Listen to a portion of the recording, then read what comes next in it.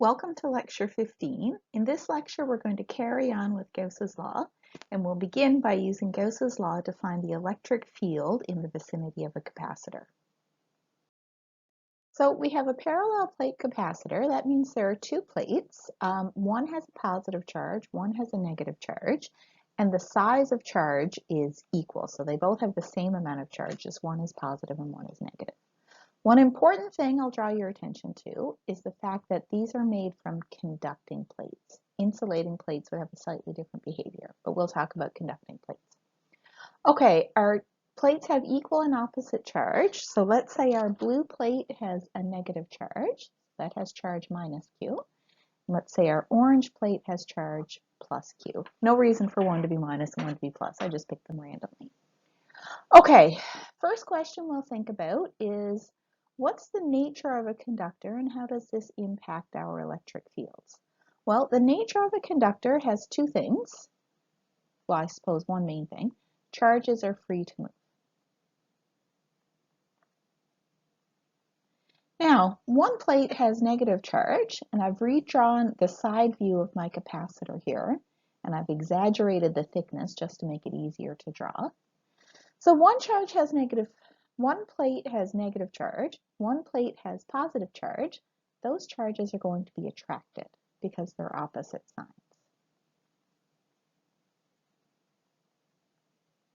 So what happens if the charges are attracted to each other? Well, the negative charges want to get close to that positive plate. They'll all shift to the right side. The positive charges want to get close to the negative plate, so they'll all shift to the left side. So on our conducting plates, all of the charge is going to be found on the inner surfaces of those capacitor plates. Now in reality, these plates are pretty thin, but that's okay because the charges are really small. They can still sit on the inner surface. And remember, one of our properties of a conductor is that all of the excess charge sits on the surface. Our plates have two surfaces. It has an outside and an inside.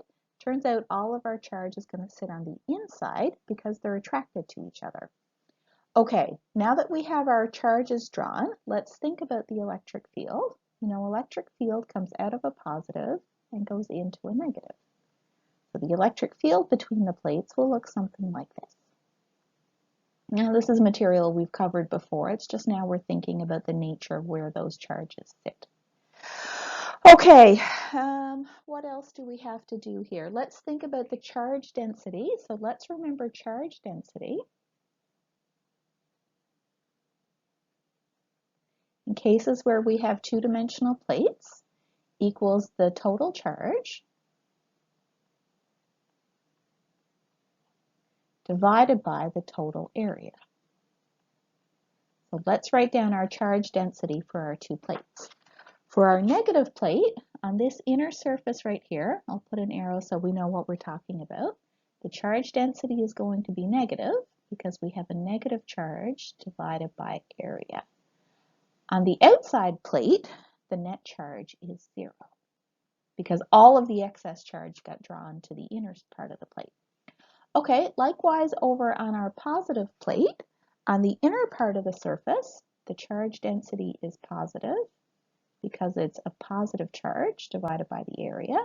And on the outer surface of the plate, the net charge is 0 because all of the charge drifted to the inner part of the plate. Okay, I think hopefully you have a good understanding now about where the charges are sitting and what's going on with them. We'll move on to the next step of our process, which is to actually write down Gauss's law and think about Gaussian surfaces. Our next step in our process is now let's write down Gauss's law.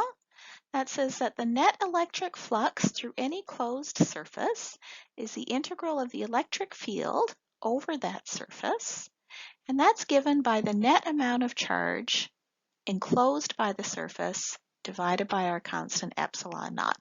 So I just said the surface a whole bunch of times, so let's remind ourselves what we mean.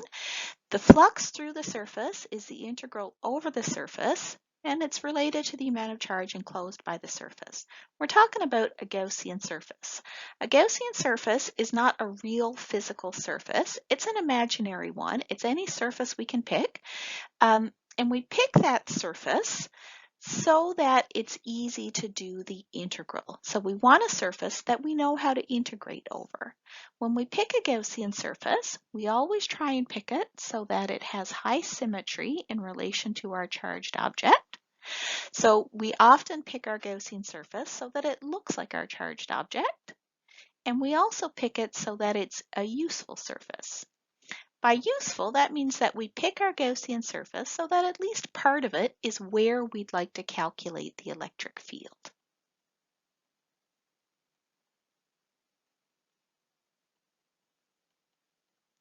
For our Gaussian surface, and we're going to reuse concepts that we talked about when we found the electric field of a two-dimensional plane. So you might want to pop back and revisit that lecture because our capacitor is just two planes close to each other. So we're going to reuse a lot of those ideas, and I may go through it a little quickly. So pop back over and have a review of that lecture if you don't quite remember. The surface we're going to pick is going to be a box. And that little box is going to be where we want the electric field. The places where we'd like the electric field will be out here left of the capacitor, in between the plates of the capacitor, and to the right of the capacitor. So our little box is going to have some surface to the left of the capacitor, between the capacitor, and to the right of the capacitor.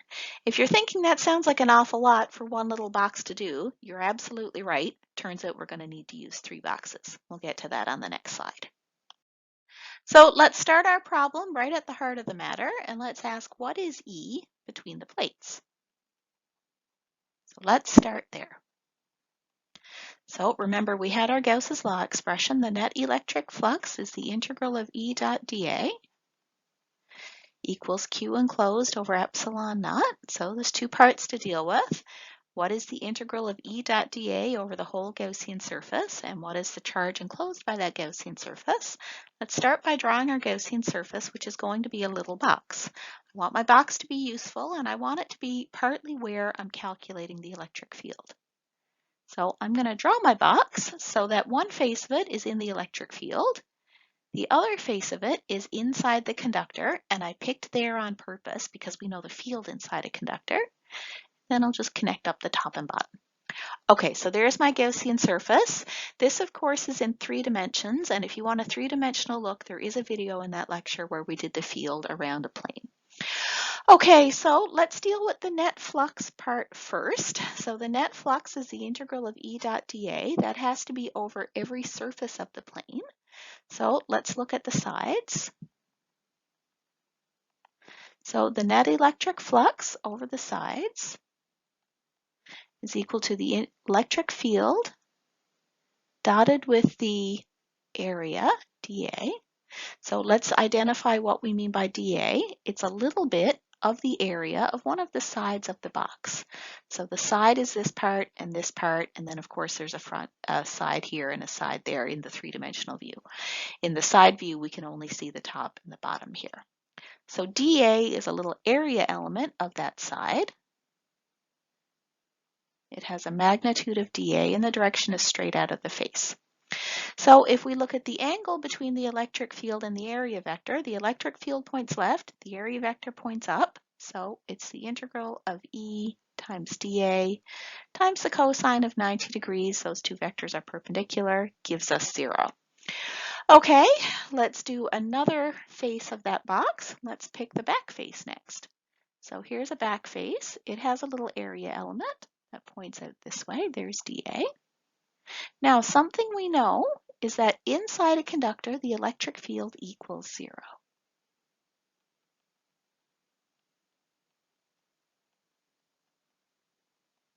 So let's write down what we're going to do for the back face of the conductor.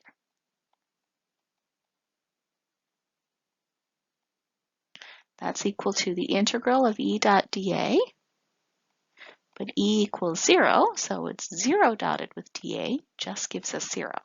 So the net electric flux through the back face of our Gaussian surface is 0, and that makes sense because there are no electric field vectors cutting through that surface. Last, we'll deal with the front surface. So the cross-sectional area of our surface is going to be A, And a little bit of that surface has a little bit of area, dA. So the net electric flux through the front is equal to the integral of E dot dA. Let's look at the angle between our electric field vector and our area vector. The dA points to the right because it's out of the face of the box. The electric field vector points to the left because it goes from the positive plate towards the negative plate. So we've got the magnitude of E times the magnitude of dA times the cosine of the angle between those two vectors, which is 180 degrees. Cosine of 180 degrees is minus 1. Our electric field vector is going to be constant with any constant distance from the surface. So we can take our E out front of the integral. I've got minus E outside of the integral of dA. The integral of dA is just A, where A equals area of face of box. So now my net electric flux is all of these guys added up. So I've got 0 plus minus E times A equals minus EA. So my net electric flux through this Gaussian surface, this box that I drew, is minus E times A. That's this side of the equation done. Next we'll do this side. So now we're tackling how much charge is enclosed by our Gaussian surface. How much charge is in this box? Well, whatever charge is in the box has to be the amount of charge that's on this surface of the plate right here. So what is the charge right there? That's Q enclosed. Well, let's remember that charge equals density times area. The charge we're trying to find is Q enclosed. The density on this plate, remember we said was minus sigma, minus because it's a negatively charged plate. And the area refers to the area that we're trying to find the charge of. So that's the area of this little bit of the surface of the plate. So that was given by A, and we used that expression when we found our net flux. Okay, so our Q enclosed is minus sigma A. Our net flux is minus EA. Let's put those two guys together. So our Gauss's law says that the net electric flux is the integral of E dot dA, and that's equal to Q enclosed divided by epsilon naught. The integral of E dot dA we found was equal to minus E times A, where A is the area of the front face of the Gaussian surface. That's equal to Q enclosed, which is minus sigma times A. Then that has to be divided by epsilon naught. We can divide both sides by the area A, and we can multiply both sides by minus 1 or divide by minus 1. And we see that E is equal to sigma over epsilon naught. That's the magnitude of the electric field. The direction is from the positive plate to the negative plate. Okay, so we just found the magnitude, we just found the electric field between the plates of a parallel plate capacitor. I guess we're about a third done of our problem. Now we also want to find the field outside the two plates. So next, let's sort out what is the electric field left of the capacitor. I'm going to run through the steps a little more quickly now. We'll write down our Gauss's law. The net electric flux through a Gaussian surface is the integral of E dot dA, the integral of the electric field over the Gaussian surface, equals the net charge enclosed by the Gaussian surface divided by our parameter epsilon naught. For our Gaussian surface, we'll pick a little box like we did in the previous part, but this time we'll take part of the box inside the conductor and part of the box outside the conductor on the left. So this is letting us find the electric field out here. Now this is kind of an interesting result. Remember what we had previously, which is that there's no charge on this surface.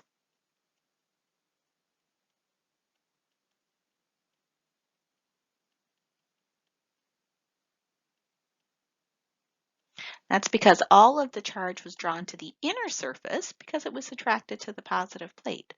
So our Q enclosed has to be 0. The only place the charge could be is on the surface, and there's no charge on the surface, So Q enclosed equals 0. That means that our electric field has to be equal to 0. So the electric field on the left side of the capacitor has to be equal to 0. Okay, let's also do the right side.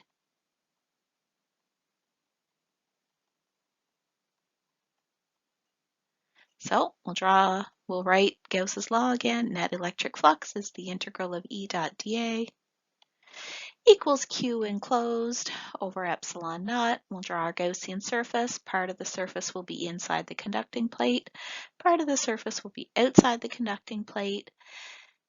There's no charge on this surface because, again, all of the charge was drawn to the inner side because it was attracted to the negative plate. So Q enclosed equals 0, so the integral of E dot dA is equal to 0, so the electric field is equal to 0. So for our capacitor, between the plates, it's sigma over epsilon naught. Outside of the plates, it's equal to 0. This was the same thing we found in a previous lecture where we first defined a capacitor, and we just did a vector sum of the electric fields, and we found exactly the same results.